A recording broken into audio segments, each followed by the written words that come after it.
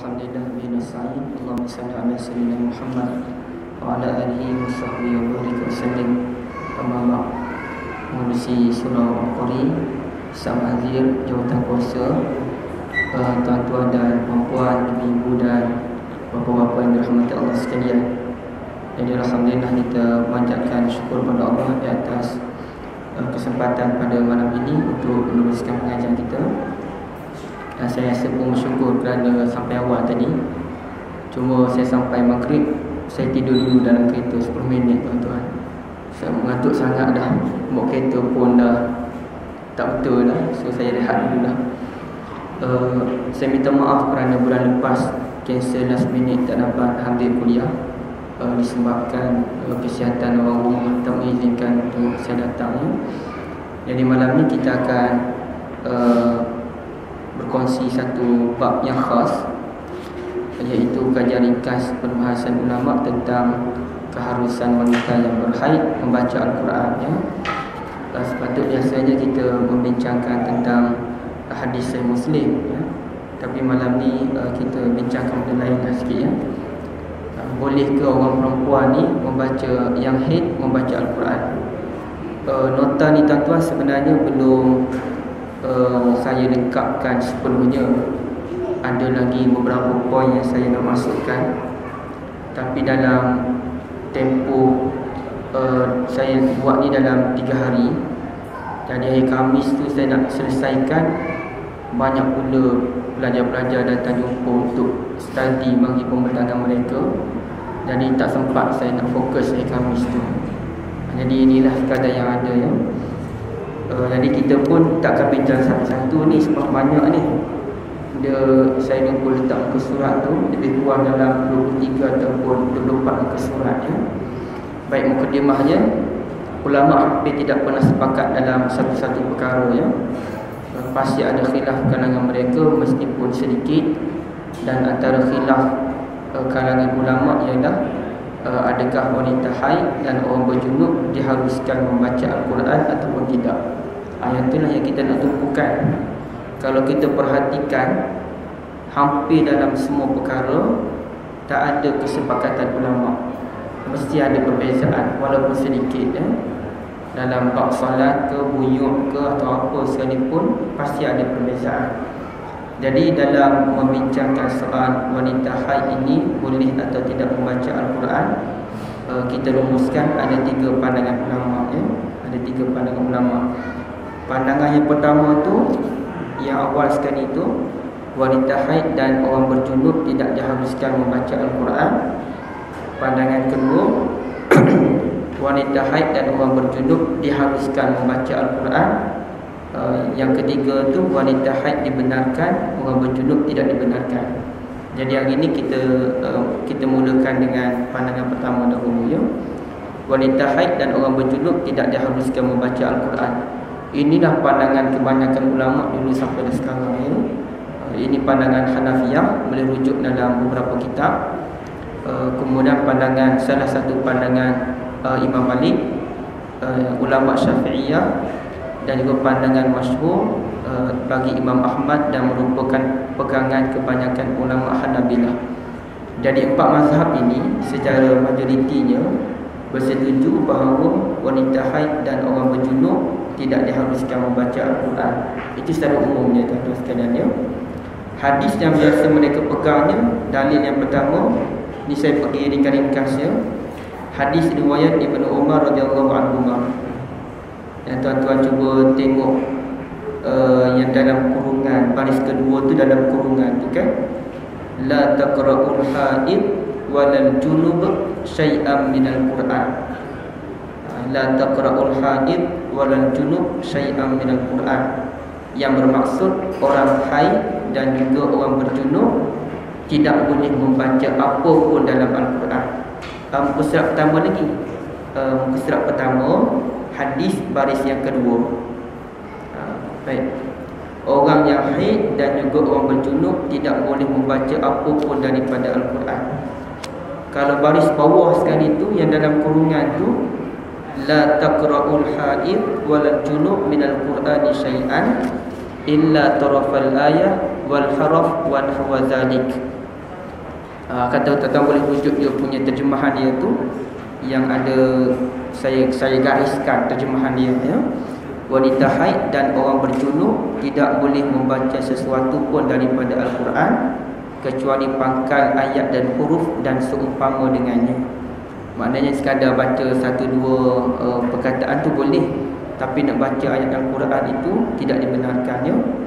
Baik, cuba kita lihat nokta penting. Maklumat ini saya ambil daripada kitab Tuhfatul Ahwazi Syarah Jami' Tirmizi oleh Al-Mubarakfuri.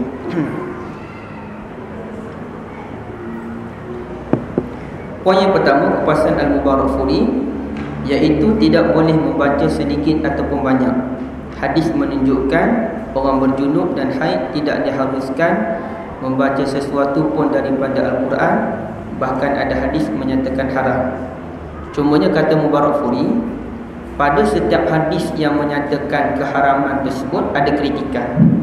Mana-mana hadis yang sebut orang perempuan yang haid tak boleh baca Quran ni, pasti ada kelemahan-kelemahan dia ya. Nanti kita akan sebut apa kelemahan dia. Kelemahan itu maksud saya hadis itu tarafnya dhaif. Tak ada satu pun hadis yang menyatakan wanita haid tidak boleh membaca Al-Quran yang sahih. Tak ada. Semuanya dhaif. Semuanya lemah. Sebagai contoh, kalau lemah yang ini, kalau tuan-tuan tengok dia punya hadis tu, saya gariskan satu nama perawi namanya Ismail bin Ayyash. Yang muka surah awal tu, saya gariskan nama Ismail bin Ayyash. Dia lah perawi yang bermasalah. Sebab dia lah hadis ini jatuh taraf dia ya. Baik.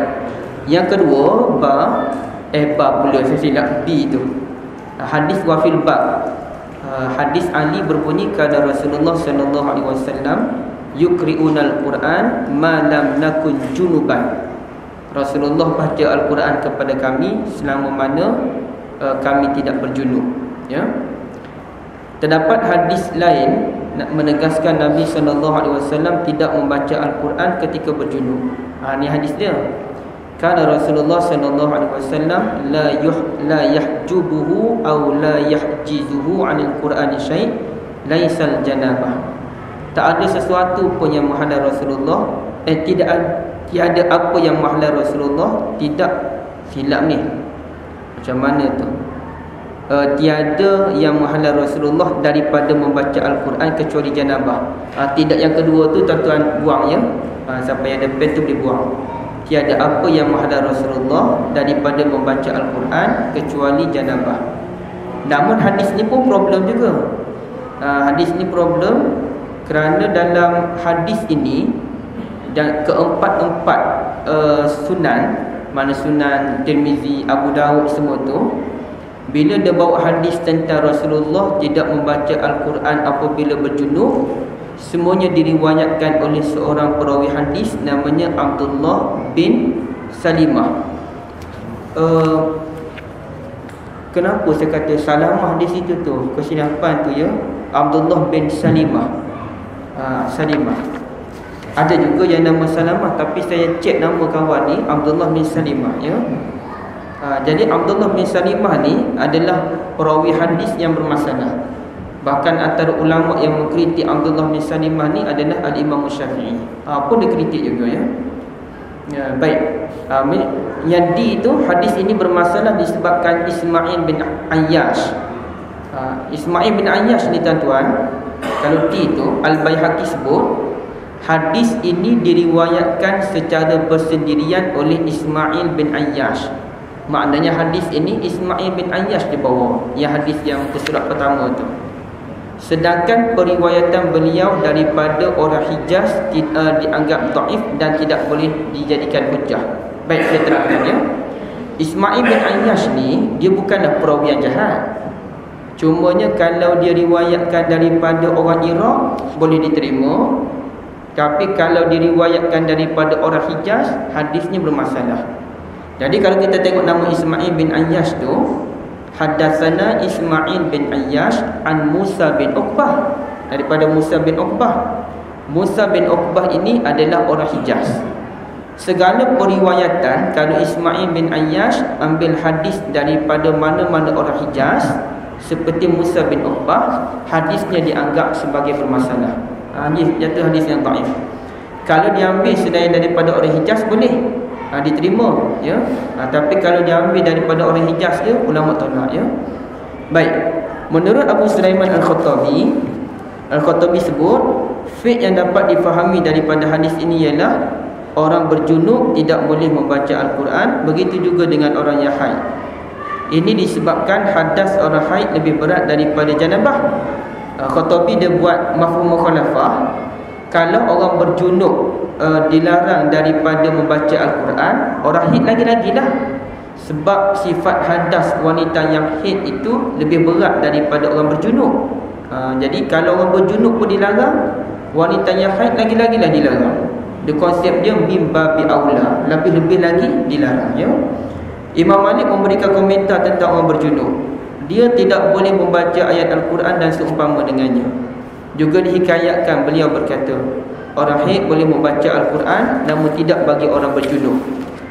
Faktornya ialah jika orang haid tidak membaca Al-Quran, dia akan lupa Al-Quran kerana tempoh haid panjang, berbeza dengan tempoh janabah.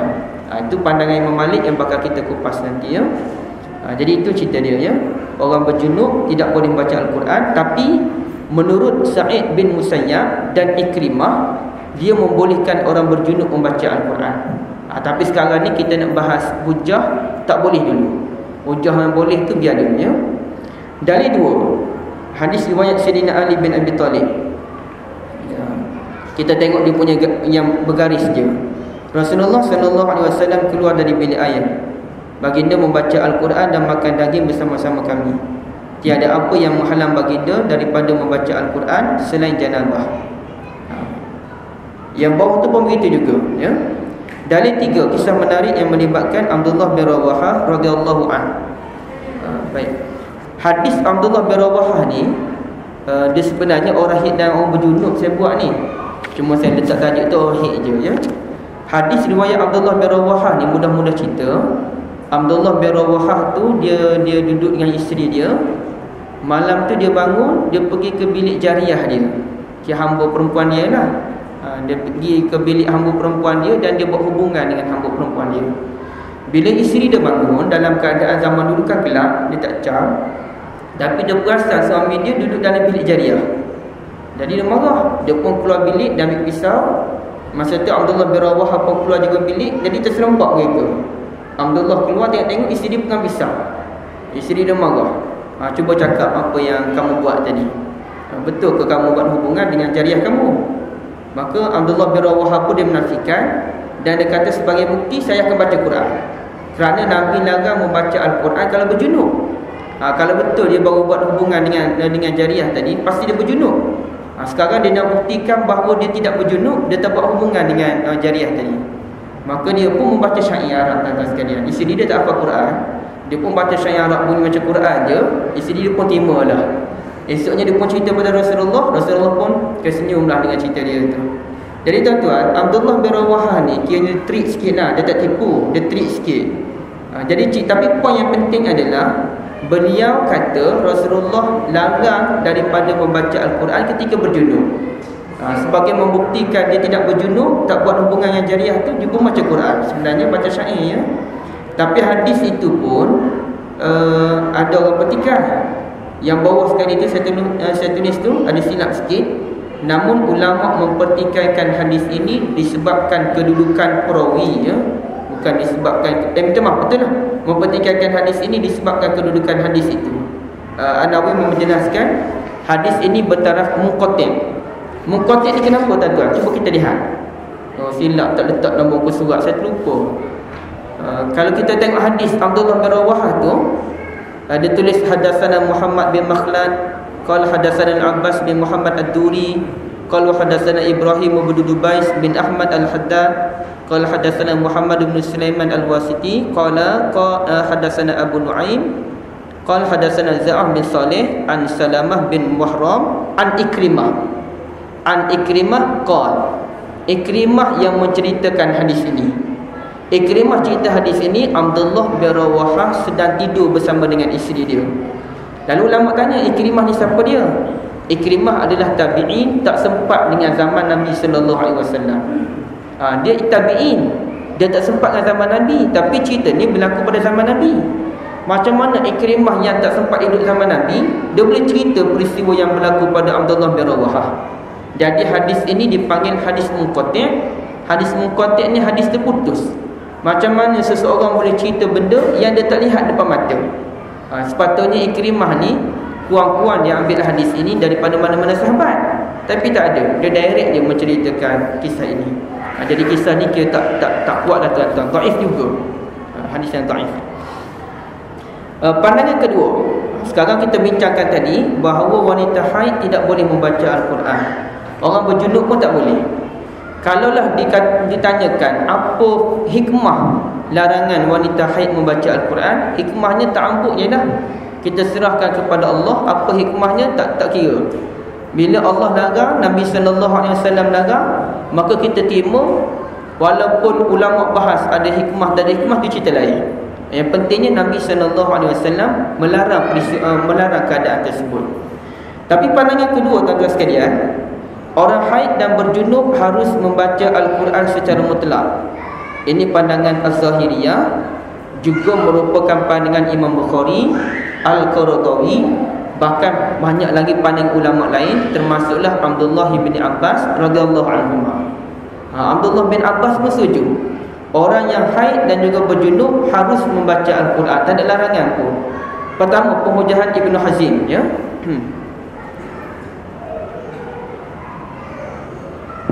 Ibn Hazim ni dia dalam kitab Al-Muhalla tu panjang dia bahas. Tapi kalau saya bubuh semua ni makin tebal lah nota ni. Saya ambil sikit je dah, ya. Beliau berkata harus membaca Al-Quran, sujud tilawah, memegang mushaf. Dalam bahasa Arab mushaf, ya. Dalam bahasa Arab mushaf. Tapi saya cek di BP dia guna mushaf. So saya kekalkanlah mushaf, ya. Harus membaca Al-Quran, sujud tilawah, memegang mushaf, berzikir kepada Allah Azza wa Jalla. Semua itu dengan wuduk ataupun tidak, dan untuk orang berjunub ataupun haid. Kalau Ibn Hazim ni dia jauh lagi. Bahkan orang haid itu boleh sujud tilawah, boleh pegang mushaf. Ayat yang besar tu. Boleh sujud tilawah. Sujud tilawah pun boleh. Sujud tilawah ni contohnya dia dengar orang baca Quran, orang pun sujud tilawah, dia pun sujud tilawah sekali. Boleh. Sebab dia bukan salat, itu sujud sebagai mengagungkan Allah bagi dia, ya. Boleh pegang mushaf bagi orang berjunub ataupun haid. Orang berjunub pun boleh. Orang berjunub pun boleh sujud tilawah, orang berjunub pun boleh pegang mushaf. Ini pandangan Ibn Hazim yang dianggap sebagai pandangan minoriti, ya. Tapi dalam bab membaca Al-Quran bukan minoriti. Cuma dalam bab sujud tilawah, pegang mushaf, itu pandangan minoriti.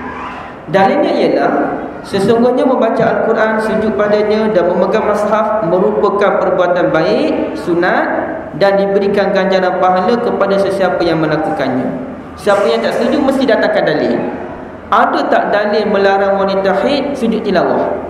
Ada tak dalil melarang wanita haid atau orang berjunub pegang mushaf? Apalagi zaman Nabi SAW tak ada mushaf. Mushaf zaman Nabi itu tak ada lagi. Yang ada hanyalah tulisan-tulisan yang bercerai antara satu sama lain. Kemudian baru dibuat mushaf. Dan ini sebenarnya mengikut kajian yang saya baca pun tak ada satu pun dalil menyatakan tak boleh pegang mushaf. Tapi dari hujung sekali kita bincangkan, ya. Bahkan hadis larangan orang berjunub membaca Al-Quran pun hadis tak kuat. Yang kita tengok tadi pun hadis yang tidak kuat. Hadis yang pasti ada masalah di mana-mana. Perawi dia bermasalah dan sebagainya, ya. Perhujahan Ibn Hazim. Satu, Nabi SAW tidak membaca Al-Quran ketika berjunub bukan kerana junub itu sendiri. Tapi Nabi ni dia mencari kesempurnaan dalam beramal ibadat. Contohnya kan Nabi buang air kecil. Ketika itu datang sahabat, dan sahabat pun bagi salam pada Nabi. Dalam keadaan sahabat tak perasan Nabi buang air kecil. Nabi pun diam. Selesai semua, Nabi pun tayamum dulu sebab air tak ada di situ. Nabi tayamum. Lepas Nabi tayamum, baru Nabi balas salam dia. Sepatutnya lepas buang air kecil tu teruslah jawab salam. Tapi Nabi tak nak. Walaupun salam ni bukan ibadat khususiyah, Nabi nak dalam keadaan bersih, baru Nabi balas salam orang tersebut. Jadi ulama kata kalau kita boleh, kita bersihkan diri baru jawab salam. Kalau orang tu tergesa-gesa, jawab tak terus salam. Sebab benda tu hanyalah orang panggil apa, benda yang afdal atau tidak afdal sahaja. Jadi Nabi tak baca Quran itu bukan kerana junub, tapi Nabi tak baca Quran kerana Nabi nak pilih yang terbaik, iaitu membaca Al-Quran dalam keadaan bersih. Sekiranya kita perhatikan banyak amalan baginda sallallahu alaihi wasallam itu sendiri, seperti baginda tak puasa penuh selain Ramadan, tidak qiyam lebih 13 rakaat. Adakah perkara itu dilarang? Nabi tak ada mana-mana bulan yang Nabi puasa penuh. Maka tak boleh ke kita nak puasa penuh bulan Rajab sebagai contoh? Walaupun tak adalah kelebihan apa saja kita nak puasa, tak boleh ke? Boleh, tak ada masalah. Nabi SAW tidak pernah solat lebih 13 rakaat waktu malam. Tapi boleh tak kita nak buat lebih daripada 13 rakaat? Pun boleh. Jadi yang Nabi buat ni soal Nabi, bukan Nabi tak larang. Bagi Ibn Hazim, Nabi tidak pernah pun larang orang berjunub baca Quran. Yang duk cerita Nabi tak baca Quran tu Ali duk kata Nabi tak ada pun yang menghalang Nabi daripada membaca Al-Quran kecuali berjunub. Satu yang cerita Ali, bukan Nabi yang larang. Yang kedua, Ali tak kata Nabi melarang. Cuma Ali kata Nabi terhalang daripada baca Quran kerana junub. Dia tak cerita sama ada Nabi ni dia kata haram ke, Nabi kata makruh ke, Nabi kata soal afdal atau tidak afdal. Tak jelas. Jadi larangan orang junub baca Quran pun tak jelas. Larangan orang haid yang baca Quran, lagilah tak ada hadis yang sahih. Ini bagi ulama-ulama ni lah. Kesemua isnad hadis yang melarang bermasalah atau dhaif. 3, beliau malah mengkritik pandangan yang mengharuskan bagi wanita haid dan melarang orang berjunub. 4, beliau mengkritik Imam Malik yang mengharuskan bagi wanita haid dan hanya membenarkan orang berjunub membaca 2-3 ayat. Bagi beliau, apa bezanya 2 ayat dengan ayat yang banyak? Kalau Imam Malik kata orang berjunub ni bolehlah baca 2-3 ayat, dia pun persoalan apa beza 2-3 ayat dengan 5 ayat? Dan kalau satu ayat panjang tu, yang ayat hutang satu muka surat tu, boleh ke kita nak baca ayat hutang secara penuh satu muka surat? Sebab Imam Malik kata 2-3 ayat. Jadi Ibn Hazim dia kritik Imam Malik lah dalam bab ini ya. Bagi dia sama je 2-3 ayat dengan 10 ayat, benda sama. Semua tu adalah ayat Quran ya. Kedua, penghujahan Al-Hafiz Ibn Hajar. Penghujahan Hafiz Ibn Hajar ni saya tak petik dari kitab Fathul Bari. Tak sempat saya nak rujuk tuan-tuan. Tapi dia petik oleh Mubarak Furi. Mubarak Furi ni yang karang kitab Syarah Jami' Tirmizi, beliau pun tak setuju orang haid baca Quran. Bagi beliau, dia tak setuju. Tapi walaupun dia tak setuju orang haid boleh baca Quran, dia tetap membawakan kupasan ulama yang mengharuskan. Ni adil Mubarak Furi tuan-tuan. Cuba kita lihat terjemahan dia. Tanbih, peringatan. Al-Bukhari berpendapat orang berjunub dan wanita haid harus membaca Al-Quran. Fiqh beliau terbukti menerusi penulisan bab dalam kitab sahih beliau yang berbunyi bab taqdil haid al-manasik kullaha illa tawaf bil bait. Bab orang haid melaksanakan keseluruhan haji kecuali tawaf. Maknanya Imam Bukhari ni kalau kita belajar, bila dia letak bab, itulah fiqh dia. Jadi dia letak bab orang perempuan haid boleh buat semua haji kecuali tawaf je yang tak boleh. Maknanya baca Quran ke apa ke semua boleh bagi Imam Bukhari. Itulah yang ulama kupas. Nanti kita jumpa. Ibrahim berkata, Ibrahim tu tersilap saya Ibrahim An-Nakhai. Sebab biasa kalau belajar hadis sebut je nama Ibrahim, pasti Ibrahim An-Nakhai. Tidak mengaku membaca satu ayat. Ibn Abbas radhiyallahu anhu mengharuskan orang berjunub untuk membaca Al-Quran. Nabi SAW sentiasa mengingati Allah Azza wa Jalla pada setiap masa. Saya pun buat senggan dia tu nak mudah kita. Ibn Abbas kata tak ada masalah orang berjunub baca Quran. Sebab dalilnya Nabi SAW ingat Allah sepanjang masa. Dan ingat Allah ni, Quran ni termasuk konsep mengingati Allah bagi ulama yang mengharuskan. Jadi boleh. Disebutkan dalam beberapa asar yang lain, Aisyah radhiyallahu anha berkata, kami keluar menunaikan haji bersama Rasulullah sallallahu alaihi wasallam. Apabila kami tiba di Saraf, nama tempat, Saraf ke Sarif ya? Oh, sebab dia punya baris hadis ini tulis Sarif, Saraf. Saya telah didatangi Hind. Dalam hadis itu Nabi sallallahu alaihi wasallam berkata, laksanakan haji kecuali kamu tidak boleh tawaf sehingga kamu bersih. Al-Hafiz dalam Fathul Bari berkata, menurut Ibn Battal dan ulama lain, saya baca ya sebab benda tu penting semua, sesungguhnya Bukhari berdalilkan hadis Aisyah radhiyallahu anha untuk menyatakan keharusan wanita haid dan juga orang berjunub membaca Al-Quran. Ni orang kata Bukhari.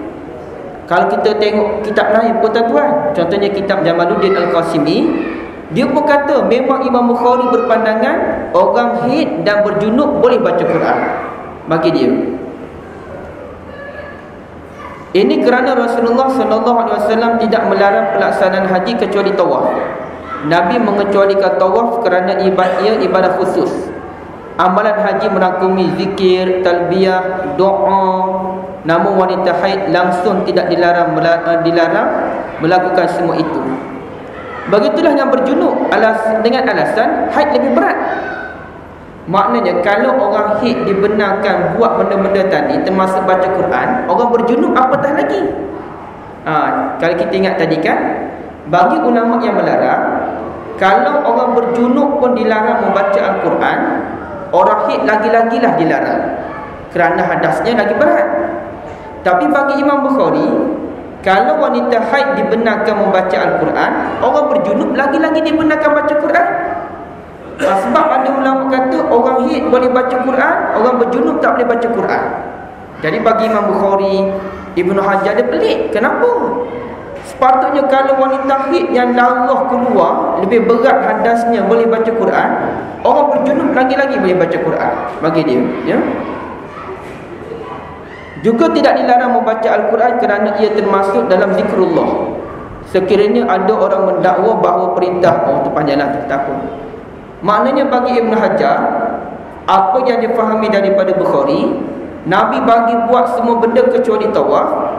Dan bila orang buat haji ni adanya zikir, talbiyah, doa, juga termasuk membaca Al-Quranul Karim. Jadi boleh baca Quran. Baik. Tapi kritikan hujah tu bagi ulama yang lain pula yang tak setuju, dia kata yang Nabi sebut boleh buat semua benda kecuali tawaf, boleh buat semua benda yang berkaitan dengan haji. Baca Quran tu tak kaitan dengan haji. Tu bagi ulama tak setuju. Tapi bagi Bukhari, semualah. Bila orang buat haji ni, dia mesti nak baca Quran. Sekarang ni kenapa Nabi tak kata jangan kamu boleh buat yang lain-lain, tapi janganlah kamu baca Quran, tawaf. Nabi tak sebut begitu. Sedangkan Nabi maklum orang buat haji ni mesti nak baca Quran. Jadi bagi Bukhari tak apa, boleh. Baru Furi tambah lagi. Mukhtasar seterusnya, Al-Hafiz berkata sambungan di atas, jumhur ulama yang melarang berdalilkan hadis Ali radhiyallahu an, tiada apa yang menghalang Rasulullah. Kenapa saya tersilap daripada ni? 2 kali dah silap. Tidak tu buat tanya. Tiada apa yang menghalang Rasulullah daripada membaca Al-Quran kecuali janabah.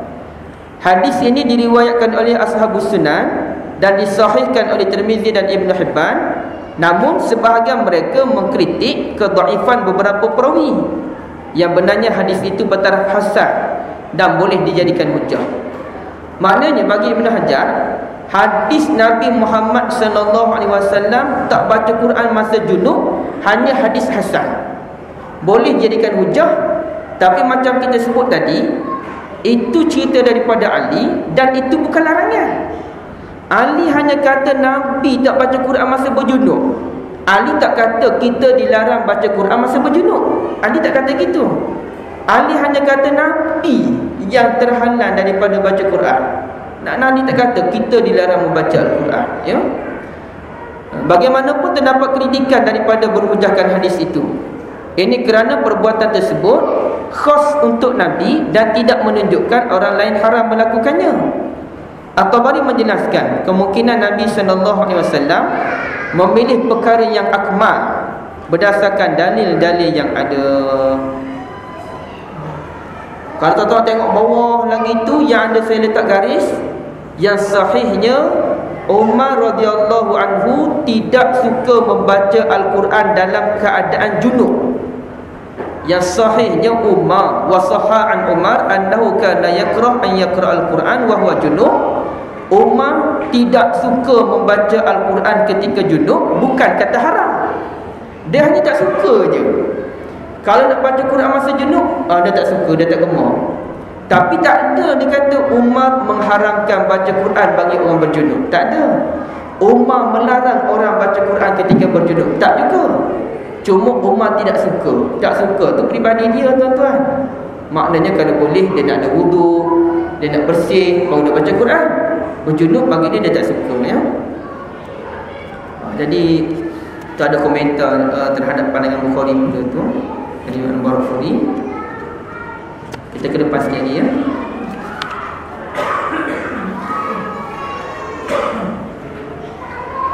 Yang ketiga tu mengkritik kedudukan hadis Sayyidina Ali tu. Yang kita bincangkan tadi, ya.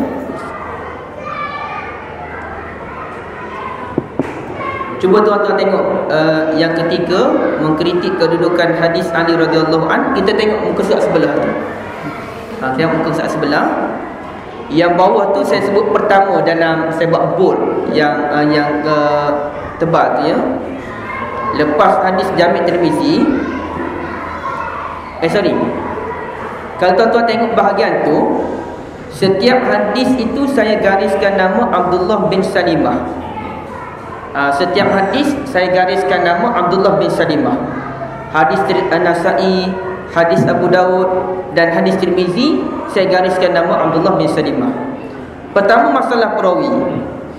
Apabila ditekuni hadis-hadis ini, perawi yang menjadi paksi kepada hadis ini ialah Abdullah bin Salimah.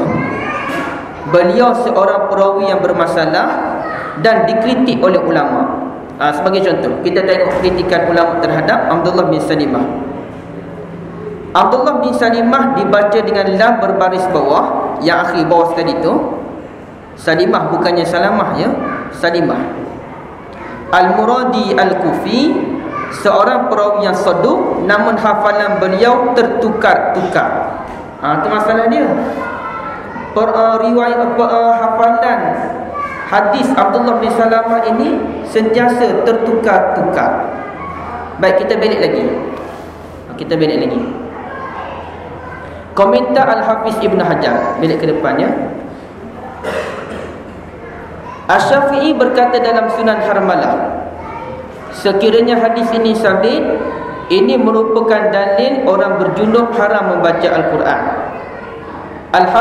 Al-Hafiz Ibn Hajar berkata dalam Jima' Kutubut Tuhur, himpunan Kitabut Tuhur, ahli hadis tidak menganggap hadis ini sabit. Yang hadis larangan-larangan tu, ahli hadis tak anggap hadis ini sahih. Dan bila kita baca pandangan Imam Syafi'i, Imam Syafi'i kata sekiranya hadis ini sabit, faham kitanya sebenarnya Imam Syafi'i nak sebut hadis ini tak sabit. Hadis ini tak sabit pun, tak sabit ini tak sahih. Tapi dia sebut sekiranya sabit, ini dalil orang berjunub dilarang membaca Al-Quran. Tapi tak sabit. Ibn Hajar pun kata ahli hadis tidak menganggap hadis ini sabit. Al-Baihaqi berkata hadis ini diriwayatkan oleh Abdullah bin Salimah setelah hafalannya tertukar-tukar disebabkan beliau meriwayatkan hadis ini setelah tua.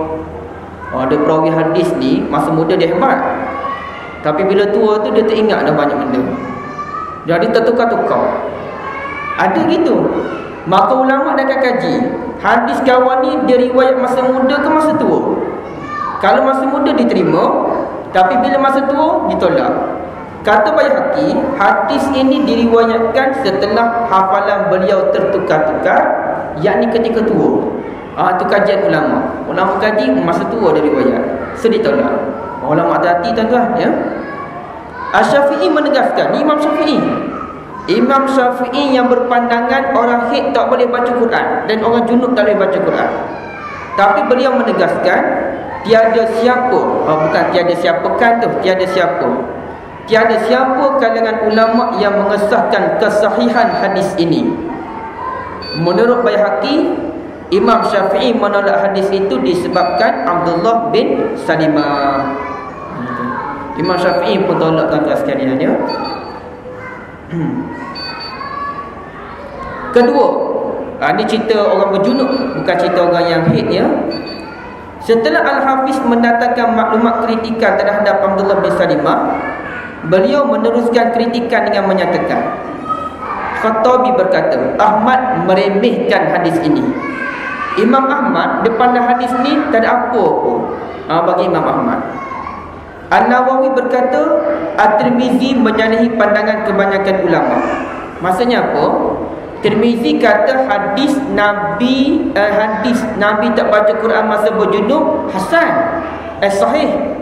Nawawi kata tak setuju. Pandangan Imam Tirmizi ni bersalahan dengan pandangan kebanyakan ulama yang menyatakan hadis itu tidak sahih. Tirmizi kata sahih, kebanyakan ulama kata tak sahih. Imam Nawawi sebut, ya. Yang keempat, depan tu lagi, tu dalil orang berjunub juga, tuan-tuan. Warqah Nabi tu tak apa. Ke depan lagi, kelima, perbuatan sahabat. Qala kana Ibnu Abbas yaqra'ul Baqarah wa huwa junub. Ibnu Abbas radhiyallahu anhuma membaca surah Al-Baqarah dalam keadaan berjunub. Baca surah Baqarah dalam keadaan berjunub, Ibnu Abbas.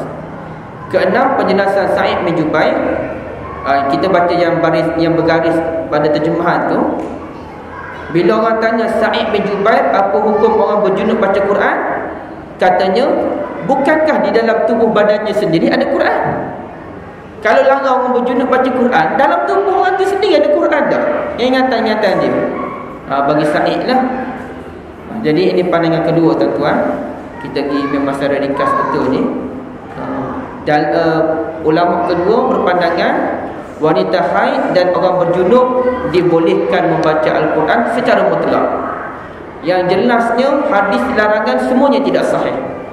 Bila hadis larangan tidak sahih, maka tidak boleh dijadikan hujah. Bila tak boleh jadi hujah, sebab itulah ulama menolak pandangan-pandangan yang mengharamkan. Apalagi Ibnu Abbas pun dikatakan membaca surah Al-Baqarah ketika berjunub. Ibnu Abbas, kalau dia tak baca pun dia kata boleh. Begitu juga yang kita tegaskan tadi, kalau hadis yang menyatakan Nabi tak baca Quran ketika berjunub sahih, kalau sahih sekali pun, itu bukan hadis larangan. Itu hanya hadis Nabi tak baca Quran, bukan hadis kita tidak boleh membaca Al-Quran. Jadi ulama dah halus dalam bab ini, ya. Pandangan ketiga, wanita haid dibenarkan membaca Al-Quran, manakala orang berjunub tidak dibenarkan membaca Al-Quran. Yang tu tuan-tuan boleh tengoklah dalam beberapa dalil itu. Kerana mudah ceritanya bagi mereka, kalau haid ni benda yang tak boleh nak halang, dia datang je. Junub dia benda yang kita boleh, walaupun ada orang mimpi basah, tapi yang lain itu melalui ikhtiari. Seseorang tu sendiri dia ada pilihan, dia nak berjunub ke dia tak nak berjunub. Ataupun dia mimpi tu di luar kawalan, itu pun dia boleh mandi terus. Had tidak boleh dihilangkan terus, junub boleh dihilangkan. Kalau haid ni standard 6-7 hari. Paling awal pun 1 hari. Kemudian yang paling lambat 15 hari menurut pandangan Imam Syafi'i. Menurut imam ulama lain pula 17 hari. Jadi dia tak boleh dihilang terus. Kalau berjunub, pergi mandi hilang junub. Maka disebabkan junub ni benda yang boleh hilang bila-bila masa, maka bagi ulama tidak boleh membaca Al-Quran ketika berjunub, tapi boleh bagi orang yang berhaid untuk membaca Al-Quran. Itulah pandangan Ar-Rajihi. Kalau tuan-tuan belik muka surat depan lagi tu, tuan-tuan boleh tengoklah kesimpulan yang dibuat oleh Ar-Rajihi, ya.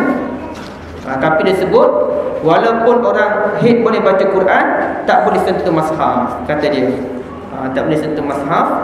Dia kena buat belik guna lapik tangan. Dia guna belik lapik tangan. Allah Alam.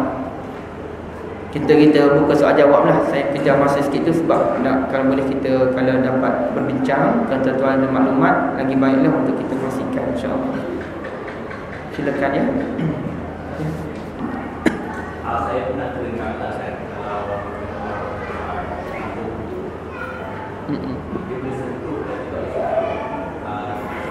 huruf.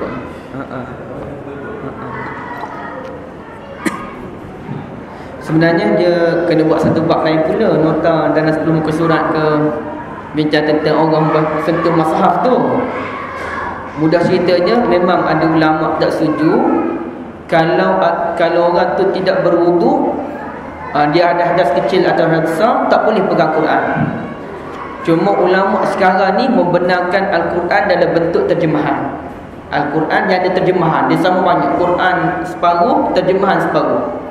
Tapi yang kalau kebanyakan Quran, dia tak ada Quran semua. Dia mesti ada mukadimah terbitan siapa lah, apa dia cerita. Tapi semuanya Quran, sikit je yang lain-lain, maka tak boleh sentuh. Bukan tak boleh sentuh dia punya ayat tu, Quran tu sendiri tak boleh sentuh. Selebihnya kalau ada nota macam ni, tak boleh sentuh ayat. Kalau nota macam ni tak boleh sentuh ayat. Nota boleh sentuh, ayat Quran tak boleh sentuh. Tapi yang nyatanya tak ada dalil, tu je. Tak ada dalil yang kuat melainkan la yamassuhu illal mutahharun. Tidak menyentuh Al-Quran melainkan orang yang bersih. Orang yang bersih tu dah ulama bahas tu, mutahharun tu. Adakah maksud bersih di situ bersih dari hadas kecil dan hadas besar? Ataupun maksudnya mutahharun di situ merujuk kepada malaikat? Atau mutahharun itu merujuk kepada apa? Jadi panjang perlu tuan-tuan sekalian. Ada, kalau tak silap saya lah, wallahualam, Datuk Profesor Zulkifli Yusof yang pengarah Akademi Islam UM, beliau pernah timbulkan persoalan ni. Yang saya faham lah, tapi saya tak tanya direct dia. Yang saya faham, beliau pun bersetuju boleh sentuh Quran walaupun tanpa wudu. Wallahualam ya. Tapi adabnya berwudu. Boleh tak boleh? Boleh. Adabnya kena ada wudu baru sentuh Al-Quran. Tambah-tambah kalau musim El Nino kan, musim El Nino yang kalau setengah orang tak ada air.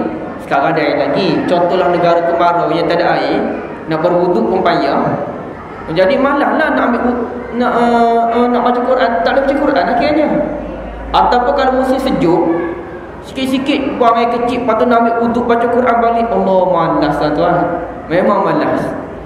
Atau bagi orang yang hafal Quran, yang hafal Quran ni kadang-kadang sambil baring je duk baca Quran, tiba-tiba tergentut nak ambil semayang pula. Oh, letih. Kalau sekolah asrama tu dari bilik tu kau bawa pergi bilik air, ambil wuduk, kemudian naik balik baca Quran. Allah, letihnya ya. Jadi sebagai ulama dia meringankan, boleh sentuh mushaf walaupun tidak berwuduk. Cumanya adabnya kena ada wuduk. Tapi tak dinafikan ada ulama kata haram. Maka kita ambil langkah berhati-hatilah. Kalau boleh ambil wuduk dalam keadaan terdesak, tak apalah, tak ada wuduk pun ya. Dalam keadaan terdesak, Allah.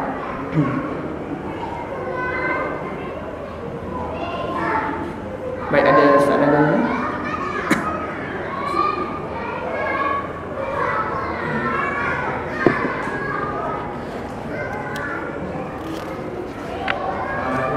Salam.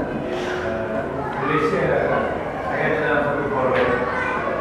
Satu forum tu dia buat satu macam conclusion lah. Conclusion, tapi dia tak setuju kita belum cukup head. Perempuan head ada dua isu. Yang ada boleh masuk dalam masjid tak. Jadi untuk kita selama apa-apa.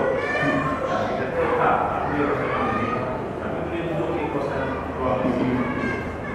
Dua, baca Quran, dia kata masih diharapkan. Tapi dia kata, dia baca dalam dia punya tulis tak. Dia kata untuk seorang perempuan yang beristiqamah, yang maknanya dia lagi baca Quran, dia masih dalam dia pun dia boleh baca Quran.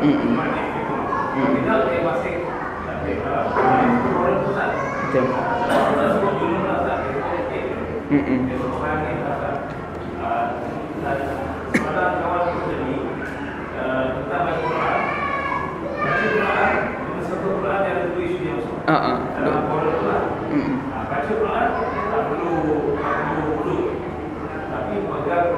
Perlu wudu. Kita tak nak fitnah kesucian. Jadi tak nak nanti apabila kita semua orang kalau pulang main-main. Jadi ada hukum kita. Kalau semua orang yang bukan Islam dia ni. Kita kata dia nak benarkan kalau tak dulu baca Quran kita Boleh.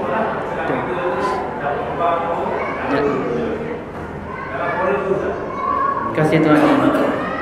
Apa yang Tuan Haji sebut itulah yang dibahaskan oleh ulama selama ni pun ya. Isu tentang yang forum yang Tuan Haji sebut tadi, saya jelaskan balik kod-kod ada yang terdengar ya. Wanita haid tidak dibolehkan baca Quran. Yang keduanya wanita kecuali kalau dia istiqamah. Sebelum ni memang dia baca Quran, maka bila dia berhaid tu dia pun boleh baca Quran dulu ya. Yang seterusnya ialah tidak kalau baca Quran, orang yang tidak berwudu boleh baca Quran, tapi tidak boleh menyentuh Al-Quran atas alasan kesucian Al-Quran itu sendiri. Memang itulah antara hujah-hujah ulama yang melarang. Dan setakat saya baca ulama melarang, itulah hujah-hujah mereka, kesucian Al-Quran, kemudian hadis-hadis yang ada. Tapi bagi ulama yang membolehkan, bagi mereka benda itu semua tak jelas. Dia main isu yang lain pula, iaitu haram ke ataupun kurang afdal. Dia main isu tu pula. Wanita haid haram baca Quran ke ataupun kurang afdal membaca Quran? Minta maaf, yang sentuh Quran dan yang sentuh tanpa wudu tadi, saya silap. Orang yang tidak berwudu haram menyentuh Quran ke ataupun kurang afdal menyentuh Al-Quran? Persoalannya di situ ya. Kalau kita tengok sebagai contoh, tuan-tuan boleh rujuk, itulah saya silap, lupa letak muka surat berapa tu. Tapi kalau dari belakang tu, kalau kita balik dari belakang lah, 1, 2, 3, 4, 5, 6. 6.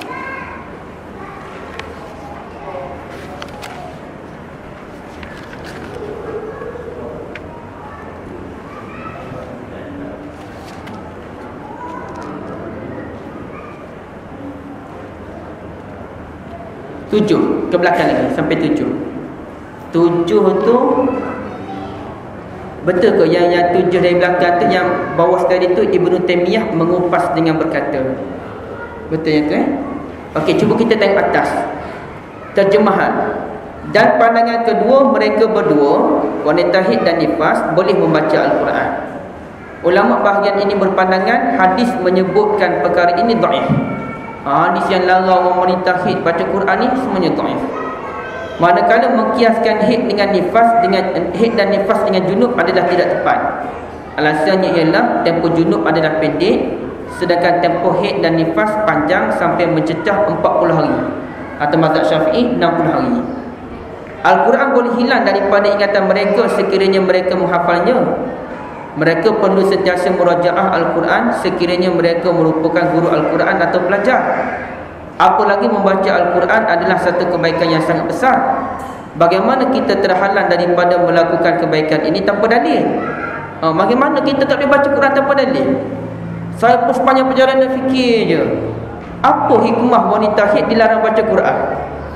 Kalau wanita haid dilarang solat, kita faham hikmahnya, nak bagi orang perempuan berehat, dah banyak kerja, maka ada peluang untuk rehat.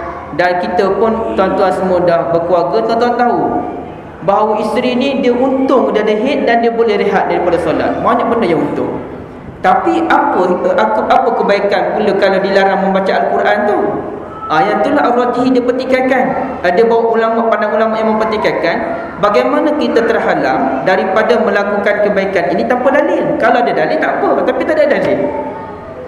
Apalagi wanita haid dan nifas tidak mampu menghilangkan hadas mereka disebabkan itu luar kemampuan mereka. Tak boleh nak hilang hadas di luar kemampuan. Kalau haid tu datang 15 hari tak baca Quran, macam mana tuan-tuan? Takkan kita kata niat zikir semua? Tak boleh. Niat zikir ni kalau bacaan-bacaan lazim, Al-Falaq, An-Nas, boleh niat zikir. Tapi kalau surah lain tak boleh niat zikir. Kalau begitu bolehlah baca 30 juzuk dengan niat zikir. Tak acilah. Dia hanya surah lazim je. Hal ini berbeza dengan orang berjunub. Baik.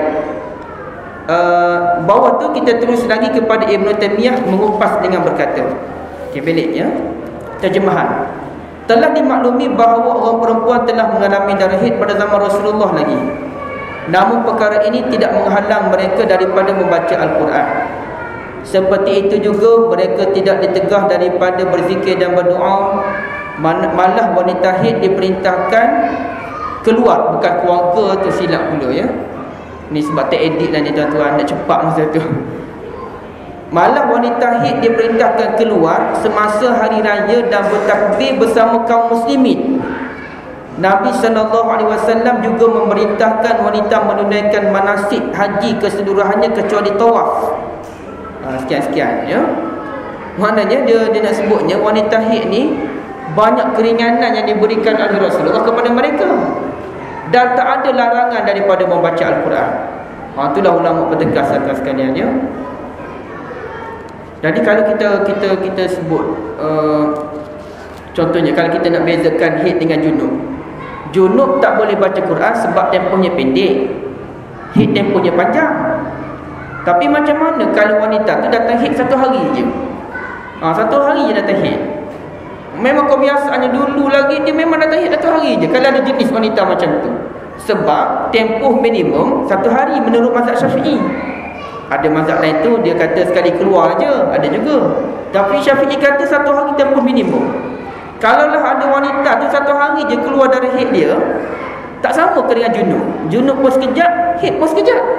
Tak boleh ke wanita haid tu membaca Al-Quran kalau kita nak kata junub dengan haid tu berbeza. Jadi bagi Bukhari, Qaradawi, junub dan haid benda sama je. Soal tempoh pendek panjang pendek tu atas orang. Ada orang datang haid 2 hari, ada orang datang haid 3 hari. Kali 15 hari panjang. Jadi sama je junub dengan haid bagi mereka. Qaradawi, saya bila baca fiqh taharah Qaradawi, dia kata orang berjunub boleh baca Quran. Terkejut saya. Rupa-rupanya ramai dah ulama sebelum beliau termasuk Bukhari membenarkan atas dasar dalil tuan-tuan.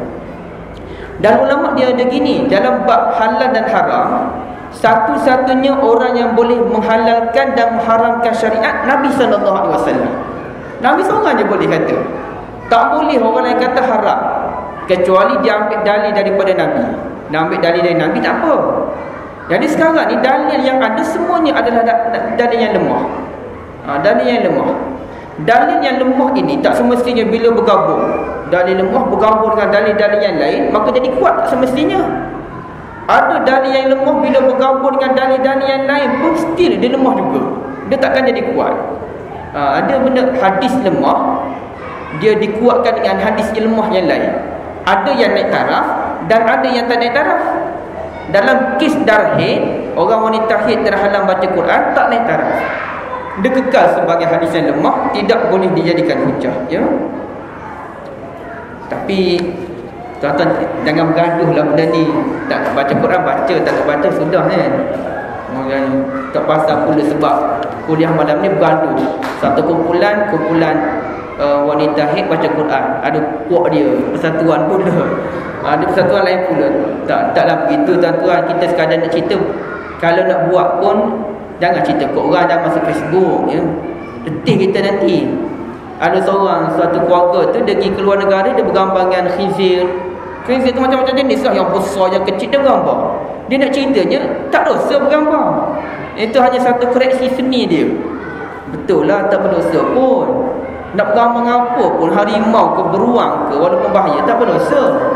Soalnya fitnah. Bila orang tengok terkejut orang, jadi takut jugalah tuan-tuan.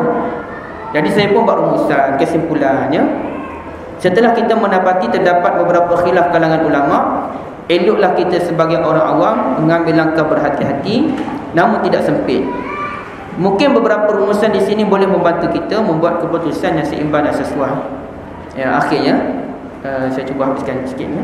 Bagi wanita haid yang ingin membaca Al-Quran, cuba elakkan daripada menimbulkan sebarang fitnah. Ini kerana mengelakkan daripada berlaku fitnah dan sikap tuding menuding sesama sendiri lebih memberikan kesan buruk berbanding tidak membaca Al-Quran. Nak baca Quran juga kita-kita je lah. Dengan pegangan teguhnya, tak ada dalil larangan. Dalil larangan semuanya lemah. Nak baca Quran juga. Dan ramai ulama kata boleh. Ramai ulama kata boleh. Okey, baca dalam keadaan tidak menimbulkan fitnah. Orang berjunub tidak perlu membaca Al-Quran kecuali dalam keadaan terdesak sahaja. Sebagai contoh, seseorang yang berada dalam bas dari Terengganu nak datang Kuala Lumpur, esoknya ada exam. Esok exam. Naik bas tu tiba-tiba mimpi basah, tuan-tuan sekalian. Nak mandi kat mana dalam bas tu? Duk tidur mimpi ihtilam, mimpi basah. Tapi nak mula Quran tu pukul 4 pagi tersedar tu, Allah nak mula Quran macam mana? Sedangkan ada junub, esok ada exam Quran pukul 9 pagi. Nak tebuk ni juzuk 1 sampai juzuk 10. Kalau tak ulang ni nanya, takkan nak beritahu pemeriksa saya berjunub tadi tak boleh baca Quran. Itu bukan alasan, tuan-tuan. Maka bagi orang terdesak dalam kes begitu, nak mandi tak boleh, nak tayamum mana-mana pun tak boleh. Dalam keadaan macam tu, bacalah Quran untuk menghadapi peperiksaan. Dibolehkan, ya. Bagi wanita haid, sebab ada ulama kata boleh. Bila ada ulama kata boleh, walaupun itu pandangan minoriti, boleh kita pegang dalam keadaan terdesak. Bagi wanita haid yang berpegang tidak boleh membaca Al-Quran, maka hendaklah memperbanyakkan amalan lain seperti memperbanyakkan zikir dan melazimi sedekah. Dibimbangi hati kita sedikit keruh sekiranya meninggalkan Al-Quran dalam tempoh yang lama, 15 hari, 17 hari tak baca Quran. Bagi orang jenis tak baca Quran dah, sama je lah, tak keruh-keruh dah. Tapi kalau jenis orang baca Quran, tuan-tuan, 7 hari tinggal baca Quran, kekok dibuatnya. Tak kira orang perempuan lah. Kalau saya orang lelaki ni pun 2 hari tak baca Quran betul-betul, lepas tu nak baca, ya Allah, kekok je rasa. Jadi kita nak setiap hari kena baca Quran. Kalau kita tinggal Quran, tapi tuan-tuan tak payah buat eksperimen lah. Try lah tinggal seminggu, seminggu lagi baru baca Quran balik. Tak payah, tuan-tuan. Memang kekok pun, memang kekok. Dah lama tak baca Quran, nak start balik rasa macam janggal je. Maka begitu orang perempuan kalau 50 hari tak baca Quran, sebab darah haid, tuan-tuan, adalah sembahyang tak boleh. Zikir, nak berzikir pun bukan rajin sangat pun. Nak zikir-zikir apa tu? Kalau orang lain zikir subhanallah lepas sembahyang 33, dia nak baca masa mana 33? Dia tak ada disiplin. Orang jadi orang haid ni tak ada disiplin. Nak baca masa mana zikir-zikir tertentu. Maka lebih baik jugalah kalau wanita haid ni baca Quran. 1 muka surat, 2 muka surat, ya. Keringanan sepatutnya lebih diberikan kepada pelajar wanita yang menghafal Al-Quran. Pelajar orang perempuan ni, kalau anak kita yang ada yang hafal Quran perempuan, jangan kita larang pula dia baca Quran. Dia hafal Quran ni, tuan-tuan, kalau tinggal 3 hari lupa. Kecuali orang yang kuat ingatan. Kuat ingatan cerita lain. Tapi saya sendiri, kalau saya hafal satu ayat, ulang seminggu ulang ayat sama. Sebagai contoh, naik kereta baca, contohnya saya hafal surah Taha. Sepanjang seminggu tu naik kereta je surah Taha je baca, nak bagi kemas. Tinggal seminggu kemudian, kalau seminggu saya tinggal balik surah Taha, terabur dah. Walaupun seminggu 7 hari saya straight. Hari ni Taha satu surah, esok Taha lagi 7 hari. Kemudian 7 hari saya tinggal, masuk kemudian nak ulang balik, mulalah merangkak. Adalah ayat-ayat yang saya lupa. Jadi kalau anak kita yang pelajar Quran ni, dia kena, kita tak payah larang dia, biarlah dia baca Quran untuk memperkukuhkan ingatan dia. Walaupun dia tak hafal 30 juzuk, dia hafal untuk peperiksaan pun kena bagi pada dia, ya. Pada masa sekarang kebanyakan orang mudah membaca Al-Quran tanpa memegang mushaf. Buka telefon bimbit je. Dah mushaf tak ada pegang, telefon bimbit, buka je handset itu, baca melalui handset. Bagi orang tak ada wuduk, tak ada masalah dah sekarang. Dulu orang tak ada wuduk, masalah nak pegang mushaf. Sekarang ni kebanyakan orang lepas sembahyang pakai handset belaka. Bukan main WhatsApp ke apa, baca Quran melalui handset itu. Jadi tak ada masalah dah soal memegang mushaf tu. Sebab ada handset masing-masing. Handset saya lah kalau tak ada pun, tuan-tuan. Seterusnya akhirnya alim ulama berselisih faham dalam bab ini, namun mereka saling melapang dada dan tidak menyalahkan antara satu sama lain. Tak pernah pun Imam Syafi'i bergaduh dengan orang kata halal. Imam Bukhari tak adalah kata kepada ulama yang kata mengharamkan. Semuanya berlapang dada. Sebagaimana ulama berlapang dada, kita pun berlapang dada. Siapa mana-mana orang wanita yang haid nak baca Quran, silakan. Sebab ada ulama kata boleh. Siapa yang kata tak boleh, haram, silakan. Tapi jangan mengharamkan orang. Haram untuk peribadi, diri sendiri cukup. Nak kata orang yang haram baca Quran tak boleh. Sebab ramai ulama kata boleh. Maka sikap saling berlapang dada ini perlu kita ada. Dan sebagai penutup tuan-tuan, ada satu poin akhir je. Ini cerita lain sikit je, berkaitan dengan wanita haid ni. Ada seorang ustaz mengajar kitab kitab Imam Syafi'i. Kata dia, Imam Syafi'i berpandangan tempoh maksimum wanita datang darah haid adalah 6-7 hari. Yang kata 15 hari itu ulama-ulama Syafi'iyah. Yang Imam Syafi'i sendiri 6 atau 7 hari. Jadi lepas 7 hari itu kalau keluar darah lagi, itu bukan darah haid, kena mandi dah. Kata dia, itu pandangan Al-Imam Syafi'i berdasarkan kitab Dan bila ditanya apa hujah dia, hujahnya ada dalam kitab saya dah tengok dah. Satu hadis Nabi SAW, Nabi sebut kepada adik ipar dia Hamnah, fatahayyadi sittatu ayyam aw sab'ah fi ilmillah. Hendaklah kamu berhaid 6 atau 7 hari dalam ilmu Allah, kemudian pergi mandi. Tu ustaz tu cerita ya. Dia mengajar kitab tapi saya tak kata saya setuju tuan-tuan. Tunggu dulu. Saya pun buatlah kajian sikit. Pertama saya baca kitab Zakaria Al-Ansari, Fathul Wahhab, ulama tabaqat kedua mazhab Syafi'i. Dia kata tempoh maksimum wanita datang haid adalah 15 hari. Ini berdasarkan kajian Imam Syafi'i. Tadi ustaz tadi kata Imam Syafi'i sebut 6-7 hari. Ulama Syafi'iyah kata 15 hari. Tapi kata Syekh Zakaria Al-Ansari, menurut kajian Imam Syafi'i, tempoh maksimum 15 hari. Saya buka dalam kitab Tuhfatul Muhtaj oleh Ibn Hajar Al-Haytami, dia pun sebut tempoh maksimum wanita haid 15 hari berdasarkan kajian Imam Syafi'i. Akhirnya saya buka sendiri kitab dalam beberapa tempat, dan ada satu tempat yang paling jelas, kata Rabi' bin Sulaiman. Rabi' ni murid utama Imam Syafi'i, dia yang karang kitab bersama dengan Imam Syafi'i. Kata Rabi', menurut Imam Syafi'i, tempoh maksimum darah haid wanita adalah 15 hari. Jadi kalau kita dengar orang kata 6-7 hari, tak betul tuan-tuan. Hadis yang kata fatahayyadi sittatu ayyam aw sab'ah, berhaidlah kamu 6-7 hari, ada dua tafsiran. Tafsiran ulama hadis yang saya tengok adalah biasanya alal aghlab, kebiasaan wanita haid 6-7 hari je. Pandangan kedua ialah hadis itu khas untuk Hamnah. Hamnah standard haid dia 6-7 hari. Satu hari haid dia datang lebih daripada 7 hari. Dia pun tanya Nabi, macam mana? Nabi kata, haidlah kamu 6-7 hari, yang keluar hari ke-8 tu darah fasad, darah kotor, bukan darah haid, maka kamu kena mandi. Itu untuk Hamnah, bukan untuk semua orang perempuan. Maka itulah kita kena hati-hati tuan-tuan. Bila dengar dia mana-mana pandangan ustaz, termasuk saya sendiri yang mengajar hari ni, jangan terima lagi. Mungkin tuan-tuan kena tunjuk kepada Dr. Arif ke, betul ke doktor macam ni? Betul ke orang perempuan boleh baca Quran ni yang haid ni? Pastikan dulu supaya kita dapat maklumat yang jitu tuan-tuan sekalian.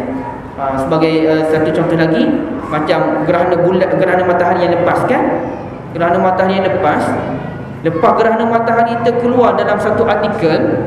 Kalau Facebook tu majalah science.com, majalah science.com dia keluar artikel secara memang saintifik, dia punya perbahasan bahawa orang kata telur boleh tegak, telur ayam tu boleh tegak masa gerhana matahari adalah mitos orang Melayu, kata dia. Mitos orang Melayu. Lepas keluar je artikel dalam majalah science.com, Facebook tu, habis semua orang share tuan-tuan sekalian. Dan standard orang share maklumat tersebut dengan berkata, baru tahu selama ni mitos rupa-rupanya. Lama dah saya ditipu, berapa puluh tahun dah kena tipu, telur ayam boleh tegak masa gerhana matahari, rupa-rupanya tak tegak. Saya pun tanyakan satu persoalan, dah try buat ke belum? Itu je. Dah try tak ambil telur ayam tu, cuba tegakkan, tegak ke tak tegak? Kenapa kita baca satu artikel terus kita terima? Tak boleh. Kena kaji dulu. Saya pun ambil telur ayam, saya try buat. Saya try kod yang satu bahagian tak boleh. Saya try bucu tajam lagi tak boleh. Banyak kali dah try buat tak boleh. Tempat kita buat tak boleh. Tapi depan mata saya sendiri, ketika kami ke Palembang, gerhana matahari di Palembang, yang memang matahari tertutup penuh tu, kawan saya buat telur tu memang tegak tuan-tuan sekalian. Akhir sekali dia tolak jatuh, dia try buat strategi tak boleh. Mari orang lain pun try buat boleh. Orang tersebut sepanjang gerhana matahari tempoh sejam tu, lebih kurang sejam, telur boleh ditegakkan. Lepas tu try lah buat. Lepas tu try buat. Tuan-tuan boleh balik ke rumah, kita try eksperimen. Tegak tak tegak. Ceritanya, dengar je satu artikel yang mengkritik, terus diterima ceritanya. Begitu juga dengan nota ni. Jangan tuan-tuan terus terima. Rujuk dulu dengan mana-mana yang arif. Kod-kod ada kesilapan, saya minta maaf. Dan kalau ada kebaikan, semoga ia menjadi rahmat kepada kita semua, insya-Allah. Assalamualaikum warahmatullahi wabarakatuh.